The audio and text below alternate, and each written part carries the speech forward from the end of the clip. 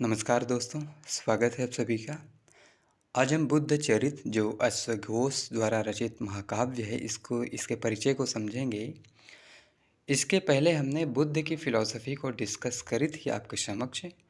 उसमें हमने 4 आर्य सत्य और उनके जो नीति मीमांसा के सिद्धांत थे जिसमें वो 4 आर्य सत्य देते हैं, उसके बाद वो अपदीपो भव के सिद्धांत एक देते हैं, बोधिसत्व की बात करते हैं। उन सबको हमने डिस्कस करी थी और उसी के साथ हमने बौद्ध साहित्य को भी देखा था, जिसमें हम त्रिपिटक से लेकर बुद्ध चरित तक देखे थे और भी जितने रचनाएं थी वो देखे थे।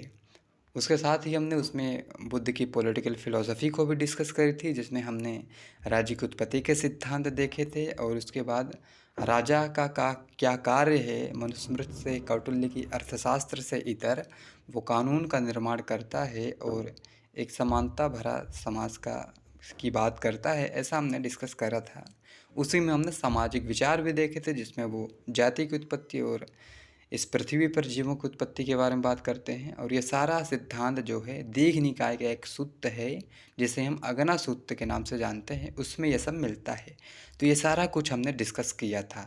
तो हमने जो साहित्य डिस्कस करी थी उसमें हम बुद्ध चरित को भी डिस्कस उसमें किए थे, तो उसी को आज हम यहाँ आपके समक्ष पेश कर रहे हैं। ये अश्वघोष के द्वारा रचा गया है। अश्वघोष की अन्य रचनाएं भी हैं, जैसे कि सौंदरनंद है, शालिपुत्र प्रकरण है, राष्ट्रपाल नाटक है। तो ये 3 रचनाएं और हैं और एक और बुद्ध चरित। तो ये चारों रचनाएं आपको याद रखनी चाहिए। अगर आप एंसेंट हिस्ट्री के विद्यार्थी हैं, प्राचीन भारत का इतिहास पढ़ते हैं, तो आपको पढ़ना ही चाहिए। संस्कृत अगर आप पढ़ते हैं तो उसमें भी आपको हेल्प करता है, ये उसमें भी पढ़ना होता है। तो ठीक है, हम इसके परिचय को आप समझते हैं। देखिए, बुद्ध चरित जो है 28 सर्गों का महाकाव्य है, किंतु इसका जो है ये पूरा जो है ग्रंथ संस्कृत के रूप में नहीं उपलब्ध है। संस्कृत में आरंभिक कुछ श्लोक यानी कि 7वें श्लोक तक तथा 14वें सर्ग के 32वें श्लोक से ग्रंथ के अंत तक का भाग नहीं मिलता।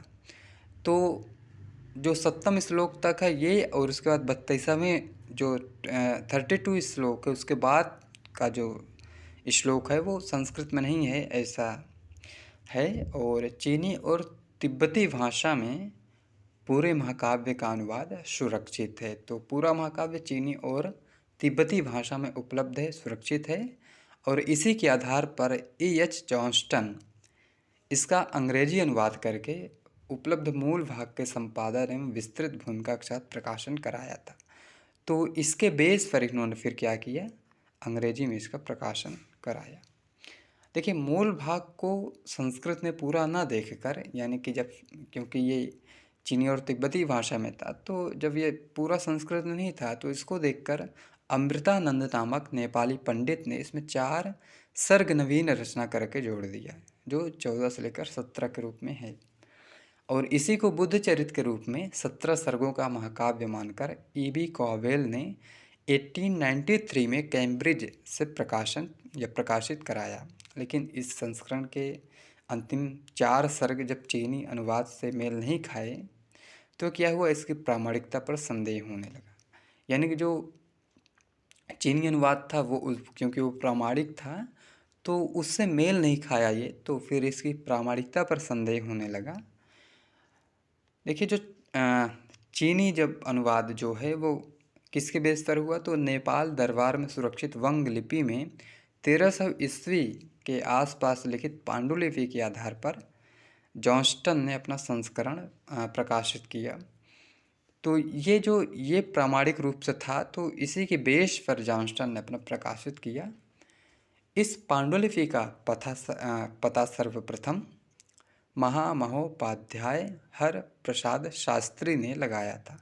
तो ये पांडुलिपि जो है इसका जो पता है वो इन्होंने लगाया था।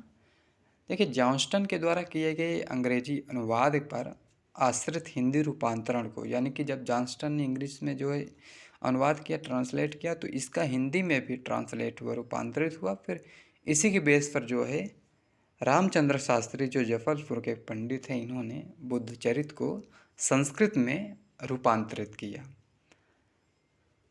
तो बुद्ध चरित का चीनी अनुवाद हम देखते हैं, जिसे हम फोशो हिंग सन किंग भी कहते हैं।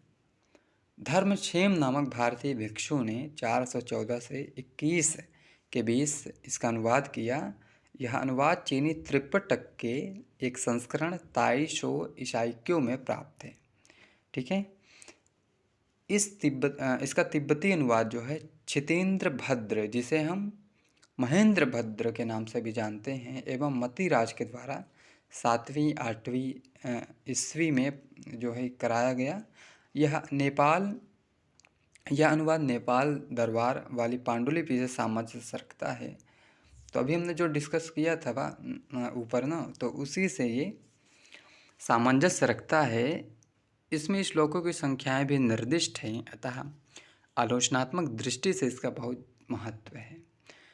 तो ये रही बात। अब इसके सर्गों की हम बात करते हैं तो पहला सर्ग है सिद्धार्थ का जन्म, दूसरा अंतापुर विहार, रोगी तथा वृद्ध आदि को देखकर संवेग की उत्पत्ति, स्त्रियों द्वारा सिद्धार्थ को मोहने की चेष्टा तथा सिद्धार्थ द्वारा उनकी उपेक्षा, सिद्धार्थ का घर से अभिनिष्क्रमण, सिद्धार्थ को छोड़कर सारथी छंदक का नगर आना, गौतम का तपोवन प्रवेश, अंतःपुर की नारियों का विलाप, कुमार का अन्वेषण, बिंबिसार का आगमन, काम की निंदा, सिद्धार्थ का अराड ऋषि के आश्रम में जाना तथा धर्मोपदेश ग्रहण करना, उसके बाद मार यानी कि जो कामदेव है उसका बुद्ध की तपस्या में विघ्नोत्पादन, दोनों का युद्ध और कामदेव यानी कि मार की पराजय, बुद्धत्व की प्राप्ति अर्थात अब उन्हें ज्ञान प्राप्त हो चुका है।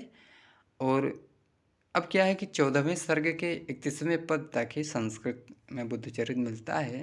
अभी हमने देखा था 32 यहाँ था, 31 यहाँ, तो 31-2 तक ही मिलता है, जबकि इस सर्ग में अनुवादों में इतने श्लोक हैं, 108 श्लोक हैं। तो अब जब बुद्धत्व की प्राप्ति हो गई यानी कि ज्ञान प्राप्त हो गया बुद्ध को, तो अब धर्मचक्र प्रवर्तन हुआ, अर्थात अपने शिक्षाओं का उन्होंने प्रसार करना शुरू किया। अनेक शिष्यों की दीक्षा होने लगी, महाशिष्यों की प्रवज्ञा यानी कि यह प्रवज्ञा नहीं प्रवज्ञा है, अनाथ पिंडद की दीक्षा, पिता पुत्र समागम, जेतवन स्वीकार, प्रवज्ञा स्रोत वर्णन, गौतम का आम्रपाली के उपवन में जाना, आयु पर अधिकार करने के प्रकार का वर्णन, लिच्छवियों पर गौतम की अनुकंपा, निर्वाण पथ पर गौतम का अभियान, उसके बाद महापरिनिर्वाण यानी कि निधन, और उसके बाद निर्वाण की प्रशंसा, धातु विभाजन तथा स्तूपों का निर्माण। तो ये 28 सर्ग हुआ। देखिए, बुद्ध चरित संस्कृत में उपलब्ध प्रथम महाकाव्य है जिसमें बुद्ध का जीवन मिलता है, और जो लोग कालिदास को गुप्त युग के मानते हैं उनके दृष्टि से यह संस्कृत का प्रथम महाकाव्य है। तो इसको आपको याद रखना है।